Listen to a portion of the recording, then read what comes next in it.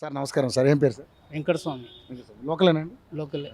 Sir Venkataswamy గారు, ఇప్పుడు GHMC ఎన్నికలు రాబోతున్నాయి త్వరలో. సో ఇక్కడ 3 పార్టీలు ఉన్నాయి ప్రధానంగా. బీఆర్ఎస్ పార్టీ ఉంది, కాంగ్రెస్ పార్టీ ఉంది, బీజేపీ పార్టీ ఉంది. సరే కవిత గారు కూడా పార్టీ పెట్టారు, పవన్ కళ్యాణ్ కూడా ట్రై చేస్తున్నాడు. సో ఎలా ఉండబోతుంది మరి? ఇప్పుడు జిహెచ్ఎంసీ అంటే డివిజన్లు పెరిగాయి, కార్పొరేటర్ కూడా పెరుగుతున్నారు. సో మరి మీ ఏరియాలో వాటర్ కానీ, డ్రైనేజ్ కానీ, లైన్స్ కానీ, కరెంట్ లైన్స్ కానీ, రోడ్లు కానీ ఎలా ఉన్నాయి సార్? ఇప్పుడు ఇంతకుముందు చేసిన ప్రభుత్వం చేసిందే ఉంది. బీఆర్ఎస్ కాంగ్రెస్ వచ్చినాక ఏం చేసింది లేదు. ఇంతవరకు ఇక్కడ ఏం పనే చేయలేదు.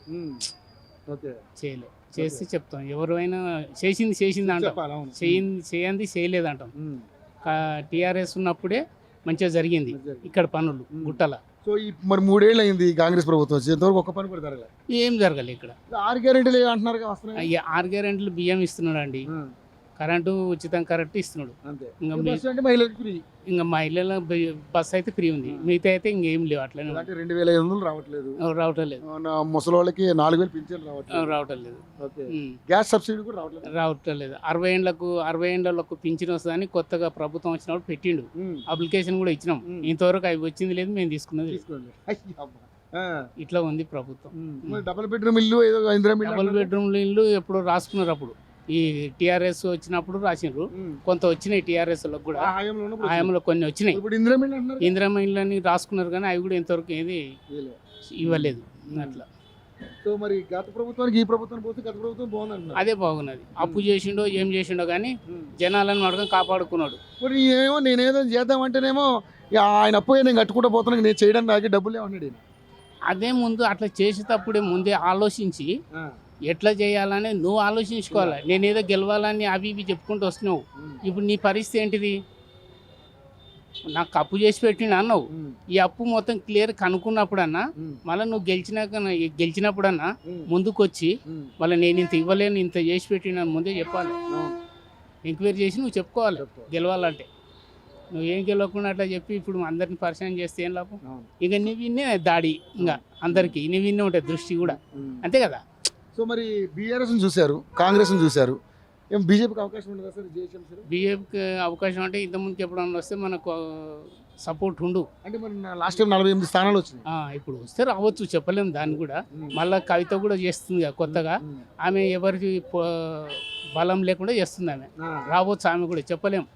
ఎందుకంటే ఆమె కొత్తగా వస్తుంది కదా, ఆడవిల్ల కాబట్టి ప్రేమ చూపుతారు, ఆమె చూపిస్తారు కంపల్సరీ.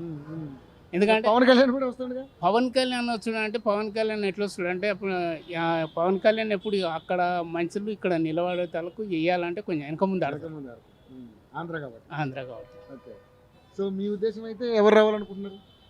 ఈ టీఆర్ఎస్ బాగుంది, అదే బెటర్. అని అప్పు చేసినోడు చేసిండొచ్చు, అప్పు చేయనోడు ఎవరు లేడు.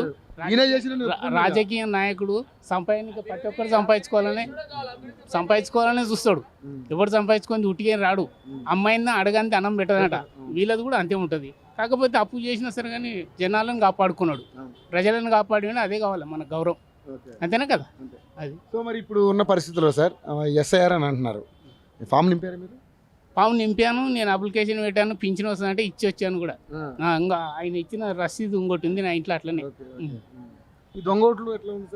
ఇంకా దొంగోట్లు అంటే ఎట్లుంటే లోపల ఎవరికి 10 రూపాయలు ఇస్తే ఆడేసిపోతున్నాడు, ఇంకా అట్లే ఉంది. మాకంటే ఇవ్వలేదు, మాకు ఇవ్వకుండా సరే కానీ ఎస్ఐఆర్ ఫామ్ నింపితే దొంగోట్లని పోతాయి అంటున్నారు కదా. ఇంకా పోతాయి అంటున్నారు. ఇగో చూడండి, అవి పోనే పోవు. ఈ దొంగలు ఏం చేస్తారంటే మన ముందర అట్నే చెప్తారు, తింటారు, లోపల వేస్తారు. అదేనా కదా. ఎవడు అట్లా చెప్తారు జనాలు, చెప్పుడు వరకే కానీ చేసుడు వరకు ఏముండదు. ఎవడు తినేది అదే. నేనే ఉన్నాబ్బా, నాకు ఒక 10,000 ఇస్తుంటే నేను లోపల వేసుకుంటా, వేస్తున్నా నీకే అంట. ప్రభుత్వం పైసకు ఆశపడుతుంది కానీ నీతి నిజాతికి ఎవడు ఆశపడరా మళ్ళా, అట్లుంది. Right sir, thank you so much.